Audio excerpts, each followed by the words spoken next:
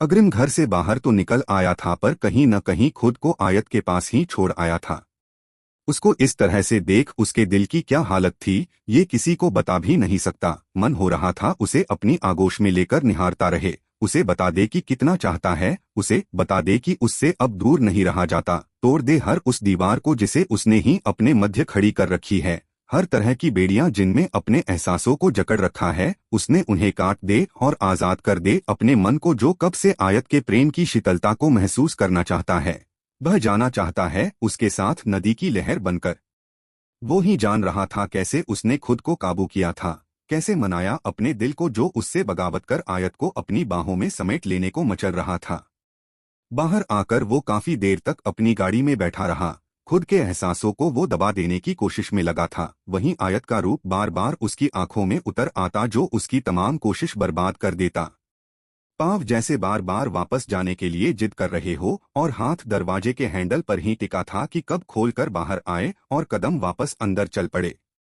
Sir, गाड़ी start करूं? Driver की आवाज पर अग्रिम होश में लौटा और बोला, चलो। उसके कहते ही ड्राइवर ने गाड़ी आगे बढ़ा दी।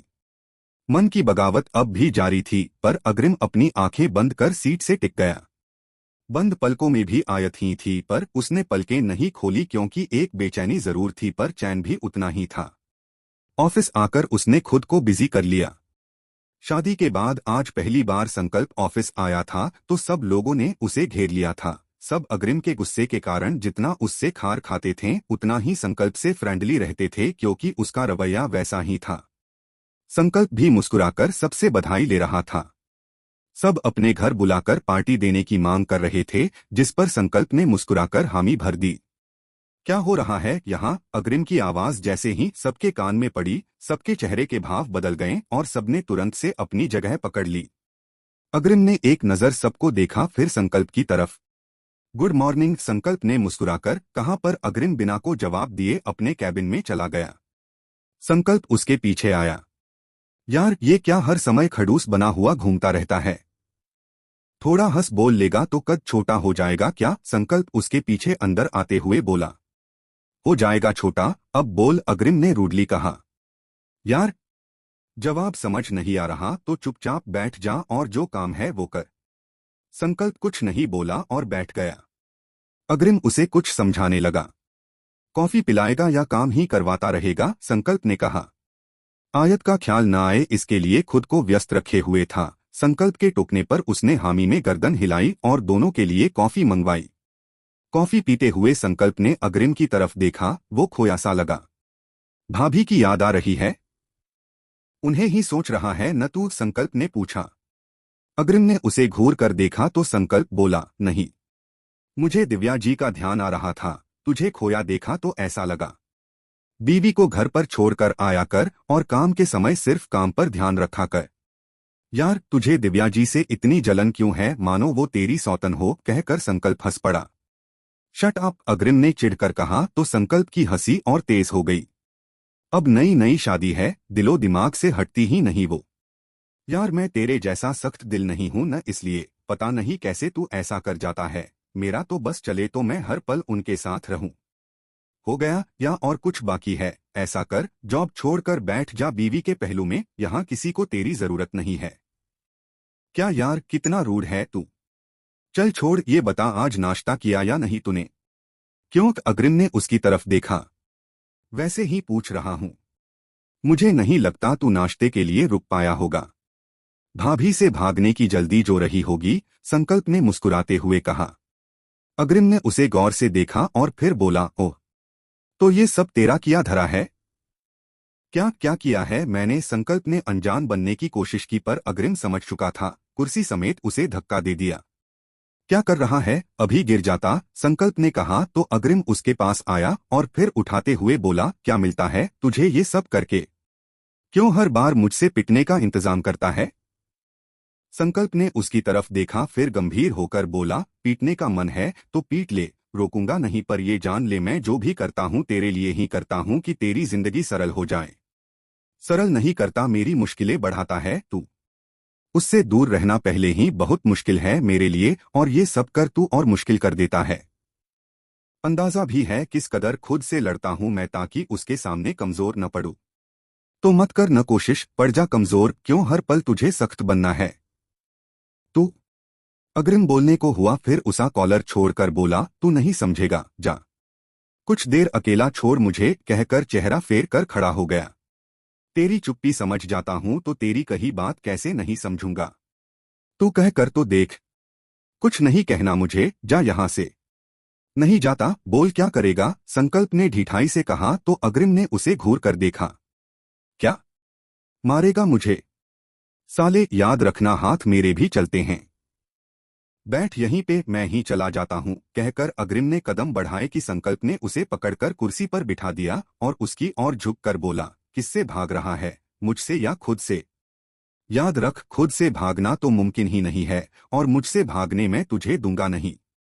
अग्रिम ने गुस्से से उसे देखा, फिर उसे धक्का देकर अपना चेहरा फेर कर बैठ गया। कहाँ रखता है इतना गुस्सा, संकल्प ने गुस्से से पूछा, पर जब अग्रिम ने कोई जवाब नहीं दिया तो वो बोला, बस यही दो काम आते हैं तुझे, या तो गुस्सा कर लो या फिर चुप्पी साध लो। अरे मन में गुस्से को हटाकर थोड़ी जगह बनाएगा तभी तो प्यार सांसें लेगी। नहीं लेंगी सांसें, मैं लेने ही नहीं दूंगा। क्यों? तुझे बताना जरूरी नहीं समझता? सब जानकर भी अनजान बनता है साला। हाँ, बनता हूँ अनजान, लेकिन सिर्फ इसलिए कि तू जान सके, पर नहीं, हर बार खुद को ही झुठलाएगा, बेवजह खुद भी तड़पता है और भाभी को भी तड़पाता है। कितनी कोशिश करती है बेचारी, पर नहीं, तुला हुआ है खुद को पत्थर साबित करने में। पत्थर ही बनना था और यही सब करना था तो उनसे शादी ही क्यों की? जो कुछ उनके परिवार ने किया उसमें उनका क्या दोष था जो हर रोज सजा भुगत रही है? दोष तो मेरा क्या दोष था? अग्रिम एकदम से अपनी कुर्सी से उठ गया। बात करता है, फिर अपने कमर पर हाथ रखकर संकल्प की तरफ देखा और बोल, हाँ नहीं है कोई दोष उसका तो। उससे शादी करके हो गई गलती तो। क्या गलत मैंने तो क्या करूं, मर जाऊं या छोड़ दूं उसे ताकि उसके घरवाले उसे मार दें? नहीं, ये सब करने की जरूरत नहीं। सब जान चुकी है वो, और तेरा साथ भी देती हैं, फिर उनसे मुंह मोड़कर क्यों बैठा है? जब वो सब भूलकर तुझे अपना चुकी है तो फिर बढ़ उनकी तरफ, सुकून दे खुद को भी और उन्हें भी। मैं नहीं कर सकता ऐसा। क्यों? क्योंकि वो रघुवंशियों की बेटी है? नहीं, फिर क्यों? भरोसा नहीं है उनकी बात पर या उनके प्यार पर, भरोसा नहीं है कि वो जीवन भर तेरा साथ निभाएगी। संकल्प उसके सामने आकर कहा, बोल न, देख क्या रहा है? नहीं है भरोसा, नहीं है कि ये साथ उम्र भर निभेगा। नहीं है भरोसा, कहते हुए अग्रिम की आंखों में ए दर्द उभर आया। अग्रिम, संकल्प ने उसकी तरफ हाथ बढ़ाया पर अग्रिम दूर हो गया और चेहरा फेर कर खड़ा हो गया। हाँ, नहीं निभ सकता ये साथ उम्र भर। उस पर भरोसा है पर खुद की किस्मत पर नहीं। क्यों नहीं समझता कोई, कुछ लोगों के जीवन में सुकून नहीं होता। ऐसा नहीं है अग्रिम, बस एक बार दिल के बंद दरवाजे को खोल कर तो देख। संकल्प ने उसके कंधे पर हाथ रखा तो अग्रिम ने उसे देखा और बोला, क्या होगा इससे? कुछ हासिल नहीं होगा, कम से कम उसे तो बिल्कुल भी नहीं। क्या जो मैंने किया है उसके साथ वो सब भूल पाएगी वो? नहीं, कभी न कभी उसे सब ज्यादतियां याद आएंगी और वो दूर होती चली जाएगी। ऐसा कुछ नहीं होगा अग्रिम, जब वो सच से अनजान थी तब की बात और थी, पर अब सब जानती है। अब उन्हें तुझसे कोई शिकायत नहीं है। आज नहीं है पर कल जरूर होगी। आज मेरे साथ हमदर्दी है तो मेरी गलतियां नजरअंदाज कर रही है, पर कल नहीं होगा ऐसा। बेशक जवाब दिया है मैंने, पर अगर उसके परिवार ने मेरे साथ गलत किया है तो मैंने भी गलत किया है। हर कोई अपने पार्टनर से लॉयल्टी की उम्मीद रखता है, क्या मैं हूं? खुद को एहसासों से रहित रखने के लिए मैंने खुद की आत्मा मार डाली, फिर उसके साथ रूहानी संबंध कैसे बना लूं? जो चीज आज मुझे कचोटती है कल नहीं तो परसों उसे भी कचोटेगी। फिर डरता हूं संकल्प की जिस दिन उसका ध्यान मेरे जख्मों से हटकर इन बातों पर गया उस दिन वो मुझसे दूर चली जाएगी। चली जाएगी तो भी चलेगा मुझे, पर वो ठहरे या उसे दुख हो ये नहीं चाहता। जब मुझसे कोई आत्मीय संबंध नहीं जुड़ेगा तो मुझे भूलकर आगे बढ़ जाएगी वो। फिर ये जो तबाही की जंग छेड़ी है मैंने, उसमें क्या भरोसा कौन सा पल मेरा आखिरी हो? मैं उसे कोई उम्मीद कोई वजह नहीं देना चाहता जिससे उसकी जिंदगी में ठहराव आए, किसी बंधन में नहीं बांधना चाहता जो उसे आगे बढ़ने से रोके। हर पल उसकी हर कोशिश नाकाम करता हूँ, हर उम्मीद तोड़ देता हूँ। उसे दर्द पहुँचता है तो कलेजा मेरा भी छलनी होता है। रोती है वो तो मन करता है उसे सीने से लगाकर उसकी हर तकलीफ सोख लूं, पर भी उसे रोता छोड़ देता हूँ। बहुत दर्द होता है, शायद उससे ज्यादा, पर ये ही सही है। वो न जुड़े मुझसे तो ही अच्छा है उसके लिए, और कुछ हद तक शायद मेरे लिए भी। बड़े जतन से खुद को निर्मोही बनाया है मैंने, फिर से मोह नहीं लगा सकता। जिस जीवन को स्वाहा कर चुका हूँ उसे फिर से जीने के लिए मन में लालच आने लगता है, जो मकसद नहीं है मेरा। मैं मैं चाह कर भी उसे वो खुशी नहीं दे सकता जो वो चाहती है। मैं कहकर वो कुर्सी पर निढाल सा बैठ गया। संकल्प उसका दर्द महसूस कर पा रहा था, जिसने उसकी आंखें नम कर दी। वो उसके पास आया और पानी का ग्लास लेकर उसकी तरफ बढ़ाया। पानी पी ले। अग्रिम ने ग्लास ले लिया और पानी पीने लगा। संकल्प वहीं उसके सामने टेबल पर टिक कर बैठ गया। उसके हाथ से खाली ग्लास लेकर टेबल पर रखकर बोला, ठीक है। अग्रिम ने हाँ में सर हिला दिया। संकल्प ने उसका हाथ अपने हाथों में लिया और बोला, जरूरी है क्या कि जो तू सोचे वही सही हो? जरूरी है क्या अपने मन में इतनी सारी बातें रखकर जलता रहे? जरूरी है क्या कि भाभी वही करेगी जो तुझे लगता है? अगर तू ऐसा सोचता है तो माफ करना, तू उन्हें समझ नहीं पा रहा। तेरे लिए प्यार, परवाह, दर्द सब देखा है उनकी आंखों में, महसूस किया है सब। इससे मैंने कब इनकार किया? इसलिए तो बढ़ावा नहीं देना चाहता उसकी उम्मीदों को। तू जो कहे, पर मैं बहुत अच्छे से समझता हूँ उसे, वो कुछ नहीं भूलती। ऐसा है तो फिर तू ये कैसे सोच सकता है कि वो तुझे भूल जाएगी? मान लिया कि तेरा सोचना सही है, तो उन्हें एक दिन तुझसे नफरत हो जाएगी, और अभी मोहब्बत है उन्हें। जिससे नफरत हो इंसान उसे नहीं भूलता, फिर तुझसे तो उन्हें दोनों होगा, फिर कैसे भूल जाएगी वो सब कुछ? संकल्प ने कहा तो अग्रिम उसकी तरफ देखने लगा।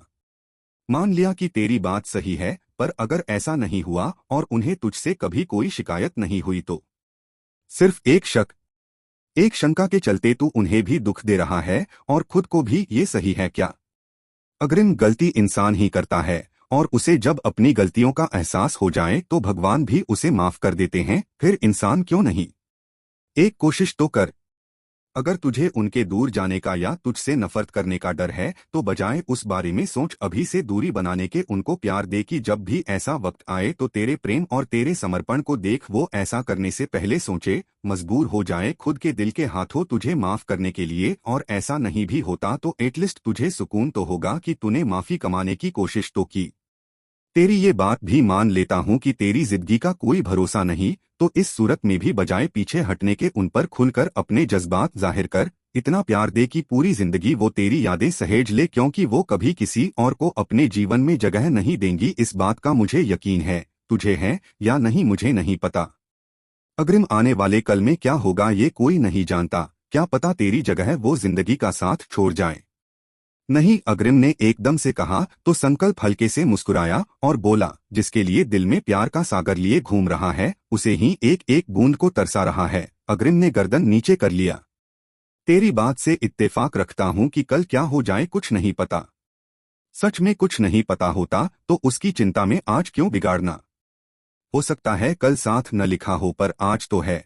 आज उस साथ को जी लिया तो कल के लिए खूबसूरत याद तो पास होगा न, वरना फिर अफसोस की काश ये कर लिया होता तो एक संतोष होता मन में, एक सुकून होता कि कुछ पल ही सही जिया। तो मरना तो सबको एक दिन है ही, फिर जब तक जिंदा है तब तक खुद की खुशियों को क्यों मारना?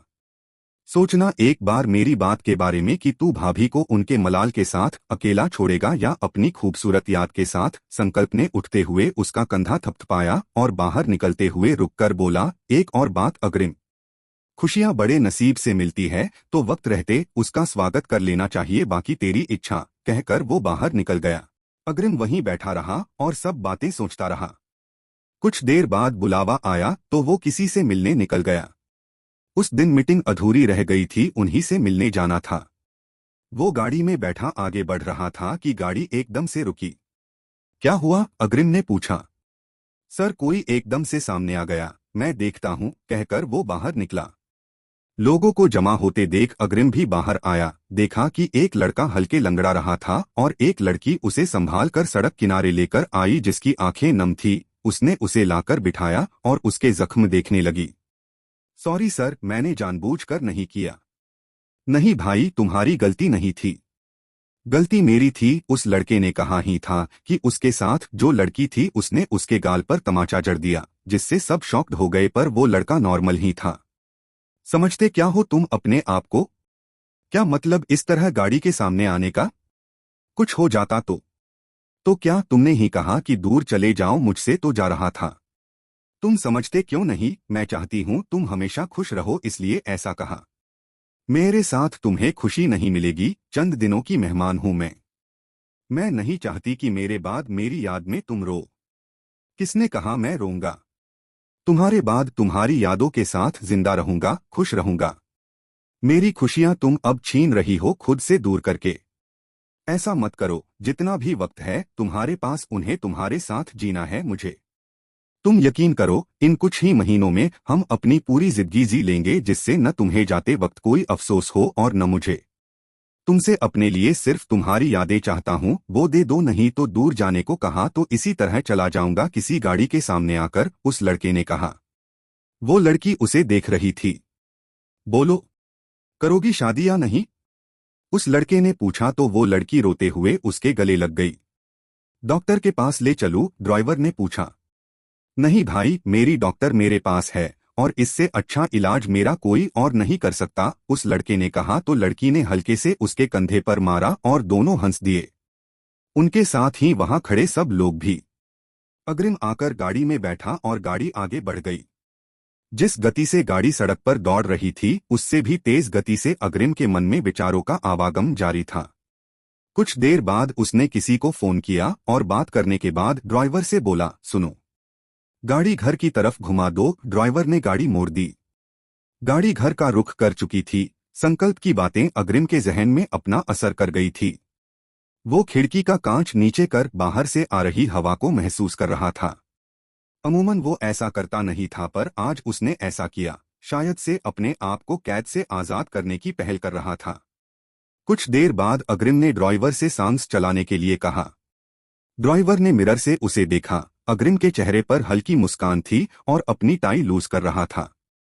ड्राइवर के लिए ये सब शॉकिंग था, एक तो खिड़की खोलना और उस पर उसकी मुस्कान, उस पर भी गाना चलाने को कहना। क्या हुआ? सुना नहीं क्या? अग्रिम के रूड बोल ने उसे याद कराया कि ये अग्रिम ही है। उसने तुरंत से म्यूजिक ऑन कर दिया। कैसे तुम्हें बताऊं, मेरा दिल है बेकरार। किस तरह समझाऊं, मुझको तुमसे बड़ा है प्यार। तुमको बतलाना है, दिल यह दीवाना है। तुमको बतलाना है, दिल यह दीवाना है। अग्रिम के चेहरे पर हल्की मुस्कान फिर से कब्जा कर चुका था। उसने अपना फोन निकाला और आयत की तस्वीर देखने लगा, जिसे सुबह चोरी छुपे क्लिक किया था उसने। आईने की मदद से आयत का रूप और उसकी मुस्कान उसे फिर से सुबह के हसीन पलों में ले गई। सब कुछ जैसे वापस से चलने लगा हो। आयत का कमरे में आना, अग्रिम को छेड़ना, प्यार जताना, उसकी खुद की धड़कनों का बेकाबू होना। अग्रिम ने आयत की तस्वीर पर अपनी उंगलियां फेरी। उसे आयत की बात याद आई, कभी तो ऐसा कुछ कीजिए कि मैं भी शर्माऊं। अग्रिम के चेहरे पर एक शर्मीली सी मुस्कान सज गई और नजर आयत की मुस्कुराती तस्वीर पर। गहरा लाल सिंदूर, सुर्ख लाल मुस्कुराते होठ, पूरा वही नई नवेली दुल्हन सा रूप जो वो देखना चाहता था। वो इतनी खूबसूरत लग रही थी कि अग्रिम के लिए उससे नजर हटाना मुश्किल हो रहा था। खुद को रोक नहीं पाया उसकी तस्वीर निकालने से। अग्रिम एक टक उसे देख रहा था। अगले ही पल वो तस्वीर को चूमने को हुआ कि एकदम से रुक गया और अपनी हरकत पर हंसते हुए फोन हल्के से सर पर मारा और आंखें बंद कर सीट से टिक गया। एक एक कर वो सारे पल उसकी जहन में चलने लगे, जब भी आयत ने उससे प्यार जताया था और अग्रिम उसे गुस्सा दिखाकर दूर कर देता। किस तरह करता था वो ये सब, केवल वो जानता था। तुम क्या जानो मैं अपने दिल को कैसे समझता हूँ, जब भी तुम्हें देखता हूँ देखता रह जाता हूँ। लगता है तुम तो मेरी हालत से हो अनजान, लेकिन तेरी खातिर मेरे लब पे अड़ी है जान। ये जो अफसाना है तुमको समझाना है, यह जो अफसाना है तुमको समझाना है। एक झटके के साथ गाड़ी रुकी तो अग्रिम ने अपनी आंखें खोली। खुद को घर के बाहर देखकर अग्रिम के दिल की धड़कनों ने आज अलग ही रफ्तार पकड़ ली थी। एक सनसनी सी उसके बदन में दौड़ गई। ये वो एहसास थे जिन्हें नकारता रहा है वो, पर आज पहली बार मन से उन्हें जीने की राह में पहल करने जा रहा था। उसने अपना कोट उतारकर टाई खोली और फिर शर्ट की आस्तीन ऊपर करते हुए आगे बढ़ गया। पर फिर रुककर वापस आया और गाड़ी के मिरर में खुद को देखकर बाल सही करने लगा। ड्राइवर की नजर खुद पर महसूस कर उसने उसकी तरफ देखा, फिर सामान्य होकर आगे बढ़ गया। चलते हुए खुद की ही हरकतें याद कर हंस पड़ा। मन में हलचल लिए वो अपने कमरे में दाखिल हुआ। आयत वहीं मिश्का के साथ बैठी थी। अग्रिम को देखते ही मिश्का कमरे से बाहर चली गई। क्या हुआ? कुछ छूट गया था क्या? काफी देर से अग्रिम को चुपचाप अपनी तरफ देखते देखकर आयत बोली, पर भी जब अग्रिम ने कोई प्रत्युत्तर नहीं दिया तो आयत ने उसके सामने आकर अपना हाथ हिलाया। उसकी चूड़ियों की खनक अग्रिम के कान में शहद घोल रही थी। उसने अपनी आंखें मूंद ली, पर अगले ही पल आयत के कंधे पर हाथ रखकर झकझोरने से उसने उसकी तरफ देखा। आप ठीक हैं न? तबीयत तो ठीक है? कहते हुए आयत ने उसके सर पर हाथ लगाया। मैं ठीक हूँ, कुछ नहीं हुआ मुझे, अग्रिम ने नजर चुराते हुए कहा। फिर इस समय घर पर कोई फाइल घर पर रह गई क्या? अरे ये लड़की यूं तो हर समय मेनका बनी रहती है, पर अभी थानेदारनी की तरह सवाल जवाब क्यों कर रही है? अभी प्यार नहीं आ रहा? अभी नहीं छेड़ना इसे? अग्रिम मन ही मन झल्लाया। करता भी क्या, जो सोच कर आया था वो कह नहीं पा रहा था। आपने कुछ कहा नहीं? आयत ने पूछा तो अग्रिम ने उसी तरफ देख चिढ़कर कहा, मेरा ही घर है न, तो बिना किसी काम भी आ सकता हूँ। जरूरी है क्या कि घर आने के लिए कोई बीमार ही हो या कुछ छूट गया हो? नहीं, बिल्कुल जरूरी नहीं है, पर आप आते ही हैं न, इसलिए पूछ रही हूँ। हो गया तुम्हारा या और कोई सवाल है? है तो सब एक साथ पूछ लो न, अग्रिम ने चिढ़कर कहा। आप चिढ़ क्यों रहे हैं चौहान साहब? मैंने तो बस यूं ही पूछ लिया, कहकर वो बाहर जाने लगी, पर अग्रिम ने उसका हाथ पकड़ लिया। आयत ने रुककर उसकी तरफ देखकर पूछा, क्या हुआ? कुछ कहना है? नहीं। हाँ, वो बहुत खूबसूरत। खूबसूरत क्या? नहीं, मेरा मतलब अच्छी। नहीं वो। क्या वो अच्छी? सीधे से कह दीजिए न, मैं अच्छी लग रही हूँ। आयत का ये बेबाकपना हमेशा अग्रिम को निरुत्तर कर देता है। बचपन में भी वो ऐसी ही थी और आज भी बिल्कुल वैसी, जरा नहीं बदली थी। हाँ, पहले के मुकाबले ज्यादा खूबसूरत और आकर्षक हो गई थी। फिर चुप हो गए। नहीं, मैं तुम्हारी बात नहीं कर रहा था। वो तुम्हारी साड़ी, वो अच्छी है। ओह, पर ये आप हाथ में क्या छुपा रहे हैं? आयत ने कहा तो अग्रिम अपना दूसरा हाथ पीछे से आगे लेकर आया। रेड रोजेज मेरे लिए, आयत ने खुश होते हुए कहा और अपना हाथ आगे बढ़ाया, पर अग्रिम ने पीछे हटते हुए कहा, नहीं। वो गार्डन में देखा तो सोचा कमरे के गुलदस्ते में सजा दूं, कहकर फूल गुलदस्ते में रख दिया। ठीक है, तो मैं जाऊं? नहीं, अग्रिम ने एकदम से कहा और उसके सामने आकर खड़ा हो गया। आयत ने उस पर प्रश्नसूचक दृष्टि डाली। मेरा मतलब, मुझे भूख नहीं है। पर मैंने तो पूछा ही नहीं। हाँ, पर मुझे लगा लगा कि शायद से तुम खाना लेने ही जा रही हो। मुझे भूख नहीं है। ओके, तो अब जाऊं? ये बार बार जाऊं जाऊं क्या लगा रखा है? बाहर कोई ट्रेन छूट रही है क्या? अग्रिम ने झल्लाकर कहा। नहीं, मुझे लगा आपको आराम करना होगा तो मेरे रहने से डिस्टर्ब होगा। नहीं होगा डिस्टर्ब जी, मेरा मतलब मुझे आराम नहीं करना। कुछ कहना है चौहान साहब? इस बार आयत ने उसे परखते हुए पूछा। हाँ। नहीं, मेरा मतलब मैं क्या? आयत उसके करीब होकर बोली। तुम मतलब मैं तुम्हें तुम्हें अग्रिम पीछे हटने लगा। मुझे क्या चौहान साहब?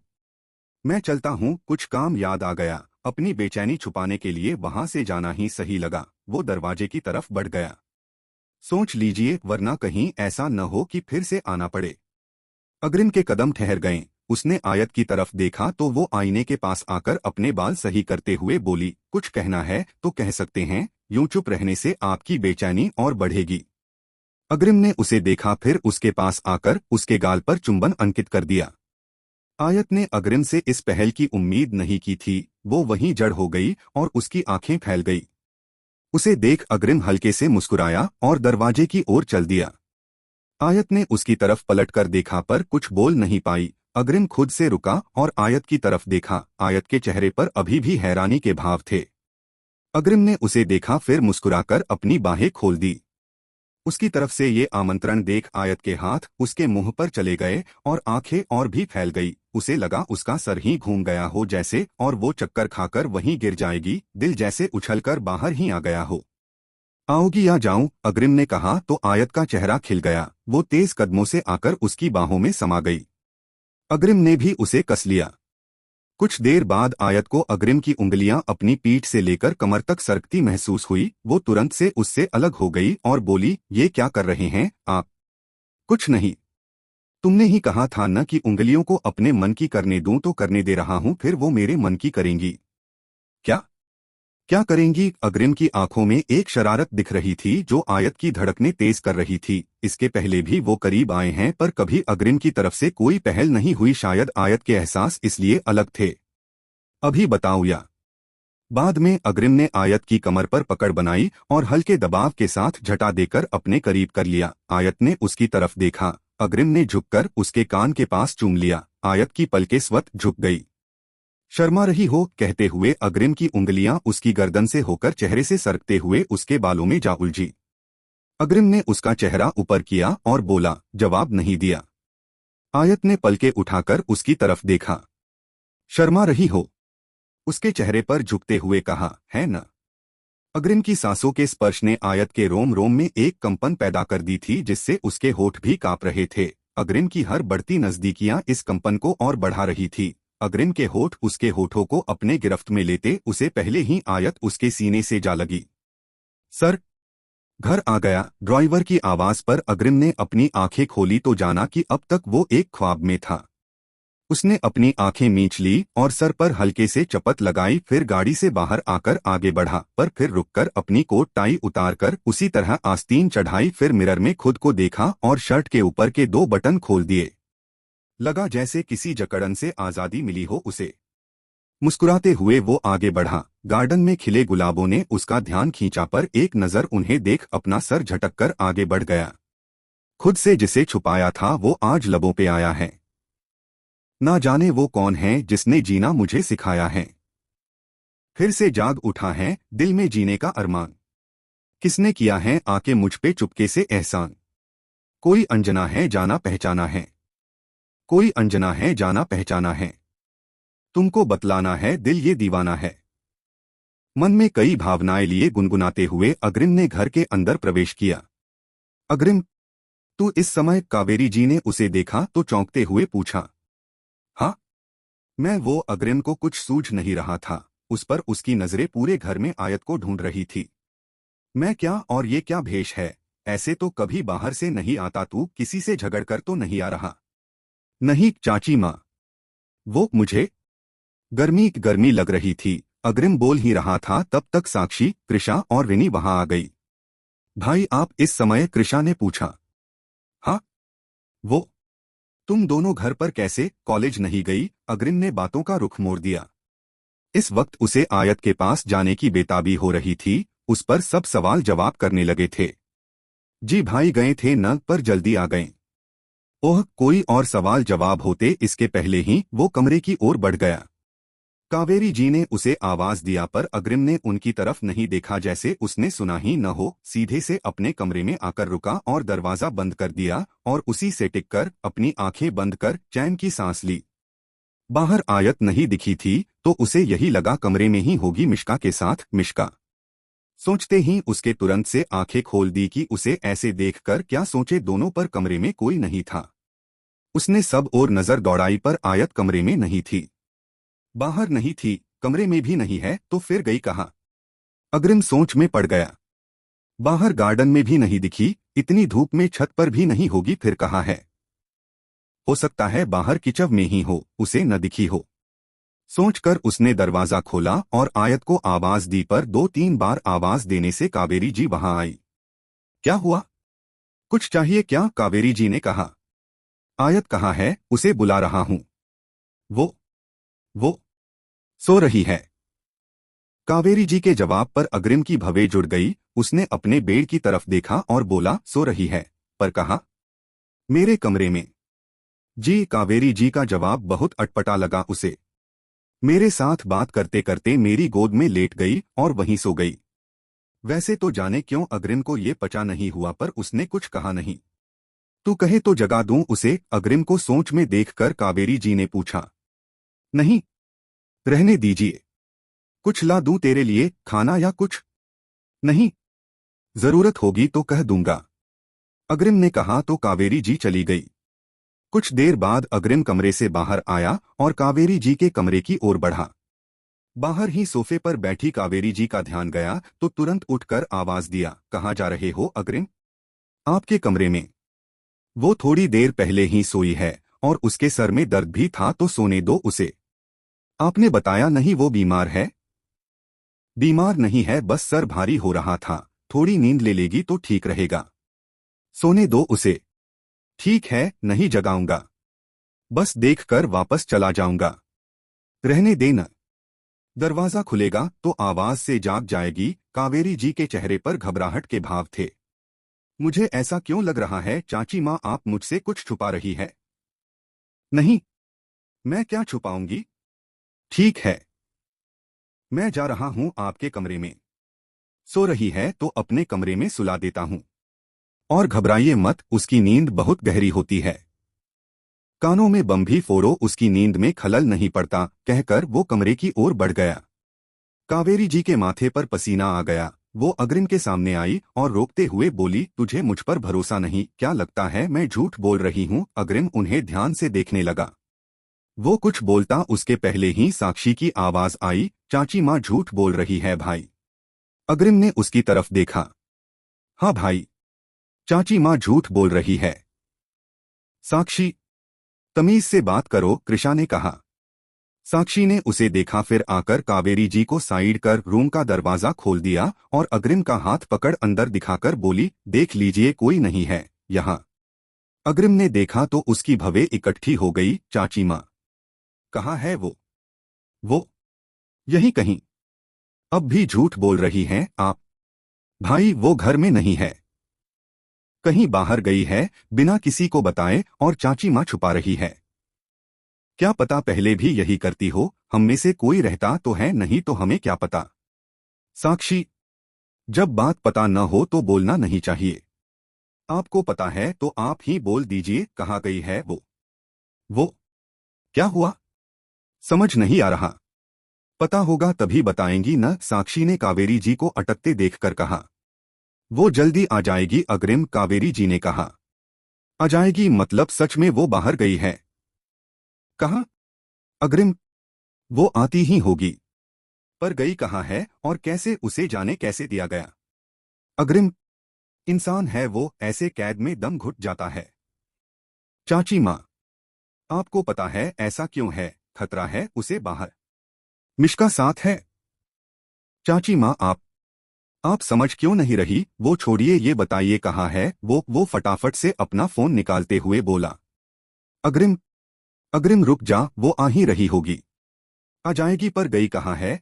साक्षी फिर बोली, मैं बता रही हूँ भाई, वो आपको चीट कर रही है। किसी को मेरी बात पर यकीन नहीं होता है न? सबको मैं ही गलत लगती हूँ न? देख लो सब अपनी आंखों से उसके लक्षण। देख लेना, पक्का बाहर किसी के साथ चक्कर है उसका। साक्षी, कुछ भी मत बोलो, अग्रिम ने उसकी बात काट डांटते हुए कहा। भाई आप अब भी बच्चों को बड़ी बातें नहीं करनी चाहिए, कहकर अग्रिम ने कावेरी जी की तरफ देखा और बोला, कहाँ है वो चाची माँ? अग्रिम, वो आ जाएगी जल्दी। कावेरी जी से जवाब न मिलने पर अग्रिम की नजर रिनी की तरफ चली गई। मुझे नहीं पता, मुझे कुछ नहीं बताया उसने, रिनी झट से बोली। अग्रिम ने एक एक कर सब पर नजर दौड़ाई। सब गर्दन झुकाकर खड़े थे। अग्रिम ने अपने कमर पर हाथ रखा और जबड़े भींचकर गुस्से से बोला, दिमाग खराब है क्या सबका? मालूम है न उसकी जान को खतरा है, फिर भी बाहर जाने दिया।